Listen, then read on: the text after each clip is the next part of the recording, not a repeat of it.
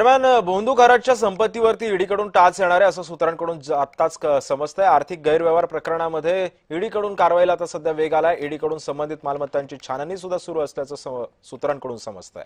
आणि या संदर्भामध्ये मी पुन्हा एकदा जाणार आहे माझे सहकारी किरण गोटूर यांच्याकडे। किरण, संशयित व्यवहारांमुळे कोट्यवधींची संपत्ती आता खराबच्या अडचणीत येते, काय माहिती आहे? सिद्धेश, मागच्या काही वर्षांमध्ये या भोंदू अशोक खरातने हजारो कोटी रुपयांची माया जमवलेली आहे। अशा पद्धतीची माहिती आतापर्यंत तपासामध्ये समोर आलेली आहे। आर्थिक जे मालमत्ता आहे खूप मोठ्या प्रमाणात असल्याने आयकर विभाग आणि ईडी या दोन्ही संस्थांकडून आता या सगळ्या प्रकरणाची चौकशी केली जात आहे। मध्यंतरी ईडीने या सगळ्या संदर्भात मनी लॉन्ड्रिंगचा एक गुन्हा सुद्धा जो आहे तो दाखल केलेला होता। आणि त्यानंतर मागच्या 8-10 दिवसांपासून ईडी अशोक खरातच्या संबंधित जे प्रॉपर्टी आहे त्या ठिकाणी एकूणच छापामारी करत काही महत्वाचे कागदपत्र मिळवण्याचा प्रयत्न करताना आपल्याला बघायला मिळते।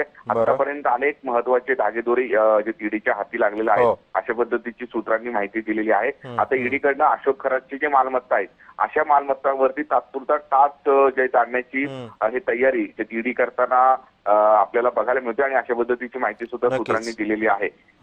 खरं तर नाशिक असेल, पुणे असेल, नगर असेल अशा वेगवेगळ्या ठिकाणी अशोक खरातची प्रॉपर्टी आहे आणि अशा प्रॉपर्टीवरती ईडी टाच आणणार आहे अशा पद्धतीची माहिती सूत्रांकडून मिळतोय।